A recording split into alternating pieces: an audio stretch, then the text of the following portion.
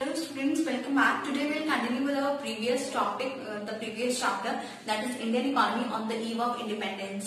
तो last 2 videos में हमने डिस्कस किया था कि during the British rule agriculture sector की क्या कंडीशन थी, ब्रिटिशर्स यहाँ पर आए तो उन्होंने कैसे इंडिया की इकोनॉमी को सिस्टमैटिकली एक्सप्लॉइट किया, उसको डिवास्टेट किया, how they exploited the industrial sector of India और कैसे हैंडीक्राफ्ट इंडस्ट्री को टोटली खत्म कर दिया गया.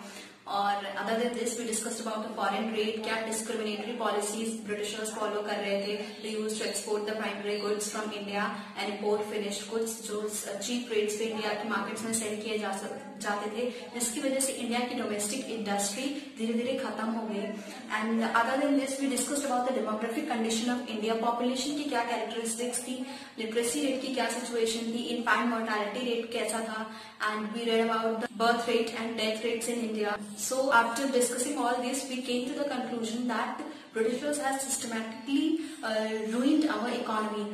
Let us add on to that discussion with two more topics, that is occupational structure and infrastructure.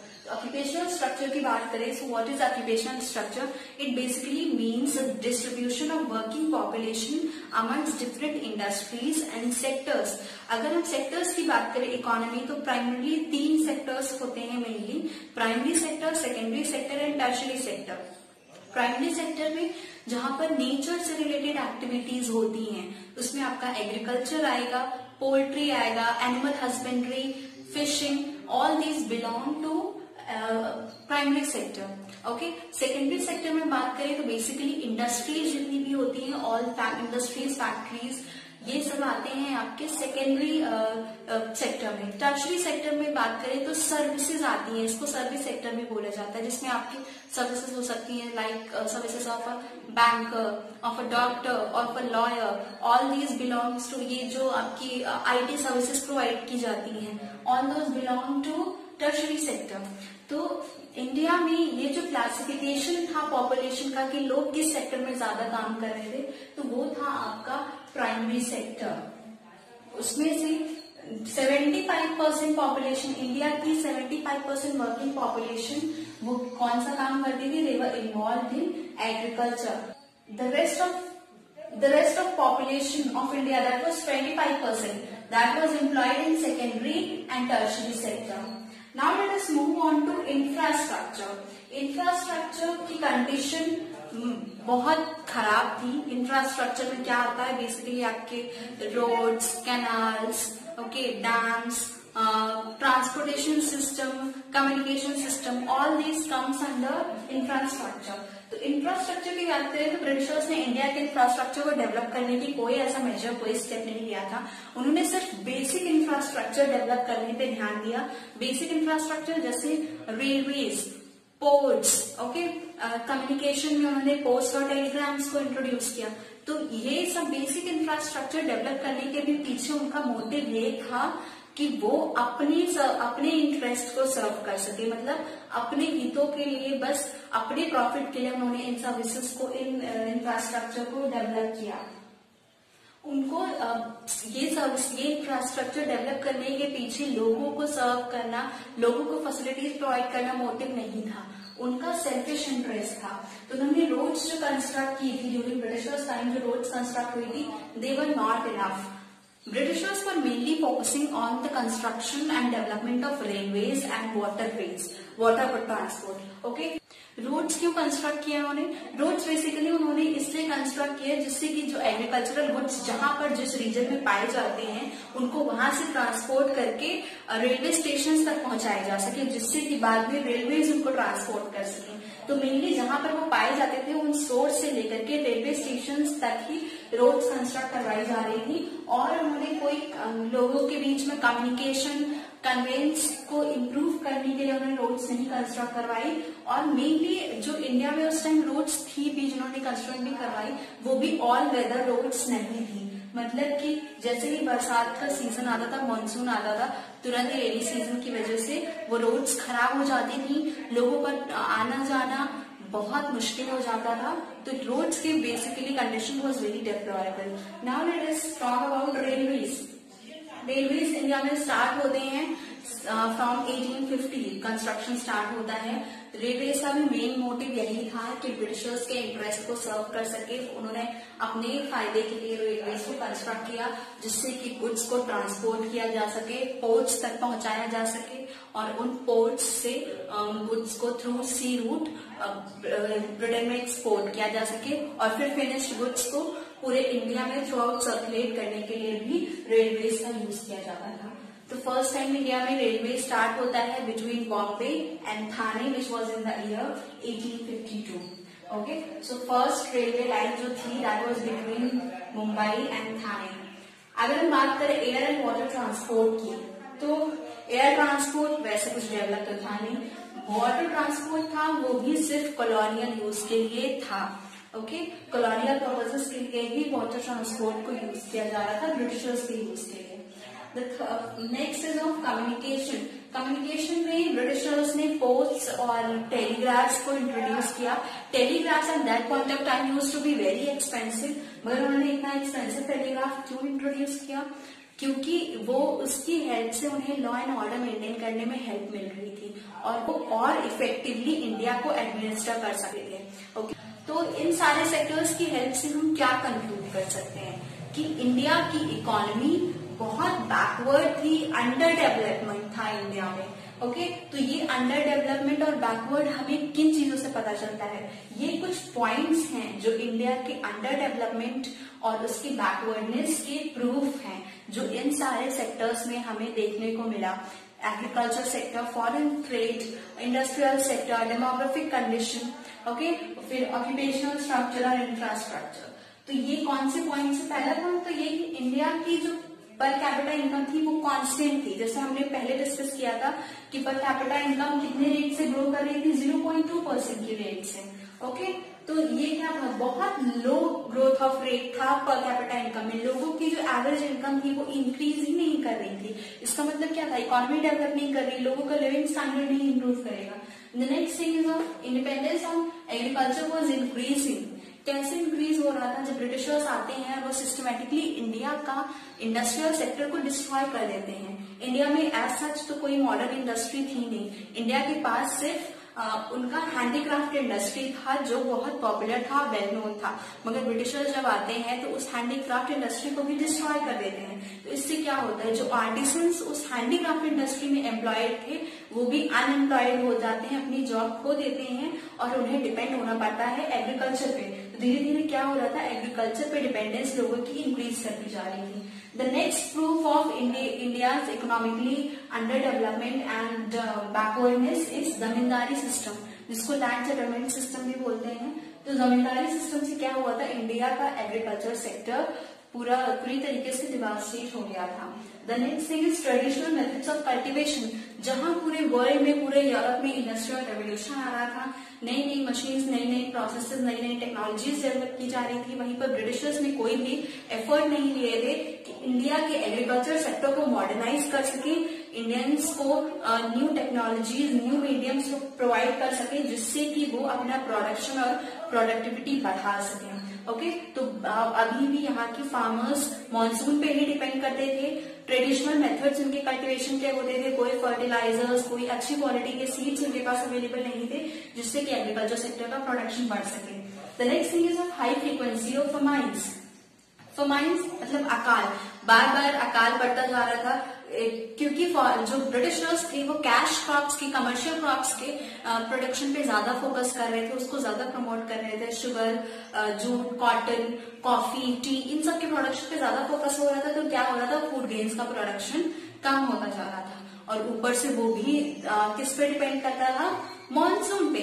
Okay, तो कभी कभी होता था कि अगर कोई नेचुरल कैलामिटी हो गई, और वैसे भी धीरे धीरे इंडिया का फूड प्रोडक्शन डिक्रीज करता गया, फॉल करता गया, और इंडिया में बहुत बार फमाइंस होने लगी और बहुत रिकरिंग थी, बार बार हो रही थी।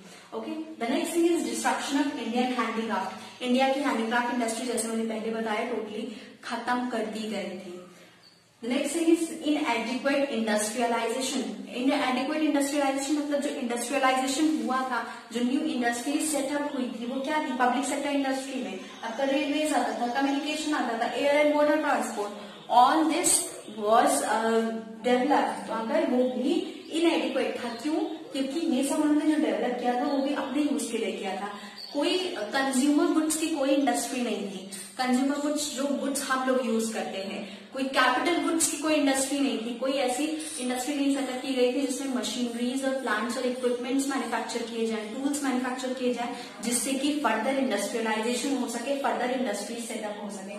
तो क्या हो रहा था? इनएडिक्वेट इंडस्ट्रियलाइजेशन था। तो इन सभी पॉइंट्स हमें पता चलता है कि इंडिया के जितने भी सेक्टर्स, हमने जितने भी पॉइंट्स टॉपिक्स पढ़े, उन सब में कैसे इकोनॉमिक बैकवर्डनेस थी और कैसे अंडर डेवलपमेंट था।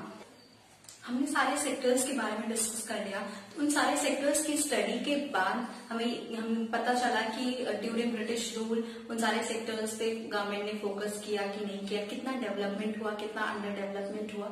तो after all that, after 200 years of British rule, जब ब्रिटिशर्स फाइनली 1947 में इंडिया से जाते हैं, तो उस टाइम पे इंडिया की इकोनॉमी का स्टेट कैसा था, उसकी क्या दशा थी, वो हम अब स्टडी करेंगे। उस टाइम की इंडियन इकोनॉमी के, 1947 में इंडियन इकोनॉमी की जो थी, उसके क्या फीचर्स थे, क्या कैरेक्टरिस्टिक्स थे। तो अगर उसको कैरेक्टरिस्टिक्स देने की बात करें तो हम ये कह सकते हैं कि Indian economy was a colonial economy. Colonial economy का मतलब वो इकोनॉमी होता है जो अपने जो कॉलोनाइजर होता है, मतलब जो एक तरीके से जो हमारे यहाँ ब्रिटिशर्स थे वो कॉलोनाइजर्स थे और इंडिया वाज अ कॉलोनी, तो वो कॉलोनाइजर्स के बेनिफिट के लिए ही उसके सारे इकोनॉमिक रिसोर्सेज का यूज होता है। इंडिया से क्या हो रहा था? ड्रेन ऑफ वेल्थ हो रहा था। ड्रेन ऑफ वेल्थ मतलब यहाँ के जितने भी प्राइमरी प्रोडक्ट्स थे, प्राइमरी गुड्स थे, उन सबको एक्सपोर्ट कर दिया जाता था बहुत चीप रेट्स पे। ब्रिटिशर्स को, ब्रिटेन को एक्सपोर्ट किया जाता था और वहां से फिनिश गुड्स को इंपोर्ट करके यहाँ इंडिया के मार्केट्स में सेल किया जाता था। तो ये क्या हो रहा था? ये इंडिया का मनी जो है, इंडिया की वेल्थ कहाँ जा रही थी? That was going to Britain. Okay, तो यहाँ इंडिया की वेल्थ का ड्रेन हो रहा था। और क्या हो रहा था? There was commercialisation of agriculture. जब एग्रीकल्चर को कमर्शियलाइज कर दिया, उसका मेन मोटिव क्या था एग्रीकल्चर को कमर्शियलाइज करने का? कि जो ब्रिटेन की इंडस्ट्रीज हैं उनको रॉ मटेरियल्स की कमी ना हो। ओके, तो इंडिया मेन काम करता था ब्रिटेन की इंडस्ट्रीज को रॉ मटेरियल सप्लाई करने का। तो इंडिया को एक तरीके से फीडर इंडस्ट्री बना दिया गया था ब्रिटेन की इंडस्ट्री के लिए। उसको रॉ मटेरियल्स फीड करती थी और उनके गुड्स जो होते थे वो कंज्यूम करती थी। तो यहाँ पर क्या हो रहा था? क्योंकि खुद की इंडिया की कोई प्रोडक्शन नहीं हो रहा था, कोई प्रोडक्टिव एक्टिविटी नहीं हो रही थी, इस वजह से इंडिया की सारी वेल्थ डिप्लीट होके, ड्रेन होके कहाँ जा रही थी? Britain. The next property that we can state is Indian economy was a semi-feudal economy. Britishers ने इंट्रोड्यूस किया था लैंड सेटलमेंट सिस्टम को, जिसको हम बोलते हैं जमींदारी सिस्टम। तो इसकी वजह से क्या बन गया था? इंडिया एक feudal economy, semi feudal economy बन गया था। फ्यूडल बेसिकली यही कि लैंडलॉर्ड्स होते हैं जो बड़े बड़े लैंड एरियाज ओन करते हैं और वो लोगों को जो फार्मर्स उनके अंडर रह के एग्रीकल्चर एक्टिविटीज कर रहे होते हैं, उनको कुछ टैक्स पे करना होता है उन लैंडलॉर्ड्स को, ओके, जमींदार्स को। तो क्या बन गया था? इंडिया की इकोनॉमी एक सेमी फ्यूडल इकोनॉमी बन गई थी। The next thing is Indian economy was a stagnant economy. Stagnant economy का मतलब होता है वो इकोनॉमी जिसमें ग्रोथ बहुत very low rate of growth हो, बहुत कम ग्रोथ हो रहा हो या बिल्कुल ग्रोथ ना हो रहा हो। तो जैसे हमने इंडिया के इकोनॉमिक सेंसस से पता चलता है, जैसे हमने फर्स्ट वीडियो में बात की थी, तो इंडिया का ग्रोथ रेट कितना था? 2% था, ओके, इकोनॉमी का। और अगर पर कैपिटा इनकम में ग्रोथ की बात करें तो 0.5% था। ठीक है, ये बहुत कम नंबर्स हैं। तो इससे पता चल रहा है कि जो रेट ऑफ ग्रोथ था वो बहुत कम था। तो इंडिया की इकोनॉमी क्या थी? स्टैग्नेंट थी, उसकी ग्रोथ रुक गई थी। स्टैग्नेंट मतलब रुक जाना, okay. The fourth point is Indian economy was a backward economy. Backward economy मतलब पिछड़ी हुई अर्थव्यवस्था थी। कैसे थी पिछड़ी? क्योंकि इंडिया का जो प्रोडक्टिविटी था, एग्रीकल्चर सेक्टर की जो प्रोडक्टिविटी थी वो बहुत लो थी, क्योंकि यहाँ पर मॉडर्न फार्मिंग मेथड्स नहीं यूज हो रहे थे, मॉडर्न टेक्नोलॉजी नहीं यूज हो रही थी। इस वजह से इंडिया की जो प्रोडक्टिविटी थी वो बहुत कम थी। इसके अलावा इंडिया की लो पर कैपिटा इनकम थी। जब हर इंसान की जो एवरेज इनकम होती है एक कंट्री में लोगों की, जब वो ही कम होगी तो इसका मतलब क्या होगा, इसका मतलब ये होगा कि उस कंट्री का डेवलपमेंट भी बहुत कम होगा। ओके, लोग वहां के पिछड़े रह जाएंगे, उनका लिविंग स्टैंडर्ड नहीं इंप्रूव होगा। Other than this, the Indian economy में क्या था, ट्रेडिशनल एग्रीकल्चर मेथड्स यूज हो रहे थे, इसकी वजह से भी इंडिया का प्रोडक्टिविटी जो था उसका लेवल बहुत कम था। High rates of birth and death rates थे। हाई बर्थ रेट से क्या होगा, पॉपुलेशन इंक्रीज करेगी, और पॉपुलेशन इंक्रीज करेगी तो इकोनॉमी पे बर्डन, बोझ बढ़ता जाएगा। और हाई डेथ रेट का मतलब क्या है कि इंडिया की जो डिपेंडेंट रेशियो है, डिपेंडेंसी रेशियो, जो डिपेंडेंट पॉपुलेशन है उसका नंबर बढ़ता जाएगा। हाई डेथ रेट होगी मतलब जो वर्किंग लोग होते हैं, जो ज्यादा एज ग्रुप में होते हैं, मेनली उन्हीं की डेथ होगी, तो वही लोग अर्न करके ला रहे होते हैं, इकोनॉमी में कंट्रीब्यूट कर रहे होते हैं। ओके, वही लोग काम करते हैं, वही लोग इनकम अर्न करते हैं। तो जब उनकी डेथ होगी तो क्या होगा, जो लोग डिपेंडेंट हैं, दूसरों पर डिपेंड होते हैं अपने लाइवलीहुड के लिए, अपने सर्वाइवल के लिए, तो उन लोगों का नंबर बढ़ जाएगा। इस वजह से भी इंडिया बैकवर्ड इकोनॉमी था। Other than this there was mass illiteracy. बहुत कम लोग थे जो लिटरेट थे, जो शिक्षित थे, साक्षर थे। में सिर्फ विमेन की बात करें तो सिर्फ 7% विमेन वर लिटरेट। ओके, तो इन सब पॉइंट्स में पता चलता है Indian economy was a backward economy. Other the next feature of Indian economy eight that point of time was it was a depleted और डिप्रिशिएटेड इकोनॉमी। डिप्लीटेड या depreciated economy का मतलब ये है कि जो भी इकोनॉमी, इंडिया की इकोनॉमी के जो भी असेट्स थे भी, वो भी धीरे धीरे खराब हो गए थे, डिप्लीट कर गए थे, उनकी वैल्यू में कमी आई थी, मतलब वो डेप्रिशिएट कर गए थे। क्यों ऐसा हुआ था? मेन रीजन इसके पीछे था was the second world war. Okay, जब दूसरा वर्ल्ड वॉर होता है तो क्या होता है, इंडिया की इंडस्ट्रीज को अपनी लिमिट से ज्यादा, उनकी जो कैपेसिटी थी उससे ज्यादा काम करना पड़ता है, प्रोडक्शन करना पड़ता है, क्योंकि अब ज्यादा गुड्स की जरूरत थी। मेनली स्टील और इंडस्ट्री, आयरन इंडस्ट्री, इन सबको अपनी कैपेसिटी से ज्यादा काम करना पड़ता है और गुड्स एक्सपोर्ट करने पड़ते हैं ब्रिटेन की आर्मी के लिए और इंडियन आर्मी जो ब्रिटिशर्स की तरफ से लड़ रही थी, इस सब के लिए। तो इससे क्या होता है कि इंडिया का जो फिजिकल एसेट होता है, जो भी उसके पास रिसोर्सेज अवेलेबल होते हैं, वो सब डेप्रिशिएट कर जाते हैं, खत्म हो जाते हैं, क्योंकि जितना ज्यादा यूज होगा उतना ज्यादा डेप्रिशिएशन होगा। मगर क्योंकि ब्रिटिशर्स को पता था कि सेकेंड वर्ल्ड वॉर के बाद उन्हें इंडिया छोड़ करके जाना है, क्योंकि ऐसा एग्रीमेंट हुआ था, तो वो क्या करते हैं, वो सोचते हैं कि अब डेप्लीट हो गया है तो होने दो, अब हमें तो यहाँ रहना नहीं है, तो हम कोई ऐसा अरेंजमेंट नहीं करेंगे, कोई स्टेप्स नहीं उठाएंगे उसको रिप्लेस करने के। तो कोई रिप्लेसमेंट नहीं होता है उन डेप्लीटेड फिजिकल एसेट्स का, उनको कुछ रिपेयर, रिप्लेस नहीं किया जाता है। तो जब ब्रिटिशर्स जाते हैं तो इंडिया की इकोनॉमी कैसी थी, डिप्लीटेड थी और डेप्रिशिएटेड थी, क्योंकि उन्होंने एक्सेसिव यूज किया हमारे असेट्स का, हमारी कंट्री के रिसोर्सेज का। मगर उस असेट जो एक्सेसिव यूज की वजह से जो भी डेप्रिसिएशन आया था, उनकी वैल्यू में जो कमी आई थी, उन सबको रिप्लेस करने की, रिपेयर करने की कोशिश कोई नहीं की। Okay, the next thing is was the Indian economy was an amputated economy. Amputation का मतलब, एम्प्यूटेटेड अगर ह्यूमन बीइंग की बात करें तो किसी का अगर कोई बॉडी पार्ट काट दिया जाता है, अलग कर दिया जाता है, तो इसको बोलते हैं एम्प्यूट कर दिया गया। तो एक तरीके से जब ब्रिटिशर्स यहाँ से जाते हैं तो वो इंडिया को एम्प्यूटेट कर देते हैं, क्योंकि वो इंडिया का एक पार्ट डिवाइड करके अलग कर देते हैं। उनकी पॉलिसी क्या थी, डिवाइड एंड रूल। तो इंडिया का पानी इस पॉलिसी की वजह से पार्टीशन हो जाता है between India and Pakistan. Okay, तो पाकिस्तान में जब पार्टीशन हो जाता है तो दो बहुत मेजर प्रॉब्लम्स अराइज होती हैं। पहला तो ये कि वो जो रिफ्यूजीज थे जो पाकिस्तान से इंडिया में आ रहे थे, ओके, तो उनको कैसे रिहेबिलिटेट किया जाए, उनको कैसे फिर से इंडिया में सेटल किया जाए, ये बहुत बड़ी प्रॉब्लम थी इंडियन गवर्नमेंट के सामने, इंडियन इकोनॉमी के सामने। Other than this, there was shortage of raw material for cotton and jute industry. तो कॉटन इंडस्ट्री मेनली गुजरात के रीजन में पाई जाती है, मतलब कॉटन ग्रो किया जाता है mainly in the Gujarat region और महाराष्ट्र। जब इंडिया का डिवीजन होता है तो बहुत सारा ऐसा एरिया जहां पर कॉटन ग्रो किया जाता था वो पाकिस्तान में चला जाता है। ओके, और इसके अलावा जूट की बात करें तो जूट हमारा ग्रो किया जाता था बंगाल रीजन में। तो जब इंडिया का पार्टीशन होता है तो उसको पार्टीशन, जो अभी करंटली आपका बांग्लादेश है, जो पहले उस टाइम पे ईस्ट पाकिस्तान कहा जाता था, उसमें मेजर एरिया चला जाता है जूट ग्रोइंग। ओके, तो इस वजह से जो इंडिया में कॉटन और जूट इंडस्ट्रीज थी उनमें रॉ मटेरियल्स की कमी होती है। अदर देन दिस, जो आपका पंजाब रीजन है जो मेनली एग्रीकल्चरली बहुत डेवलप्ड है, बहुत प्रोडक्टिव फर्टाइल लैंड है वहां का भी बहुत सारा मेजर पोर्शन पाकिस्तान में चला जाता है। तो इन सारे रीजंस की वजह से हम क्या कह सकते हैं कि इंडिया की इकोनॉमी को एम्प्यूटेट कर दिया गया था, उसको एक तरीके से उसके किसी एक भाग को, उसके बॉडी के एक पार्ट को अलग करके उसको कमजोर कर दिया गया था। तो ये सारे फीचर्स हैं हमारे इंडियन इकोनॉमी के on the eve of independence. I hope this chapter is clear.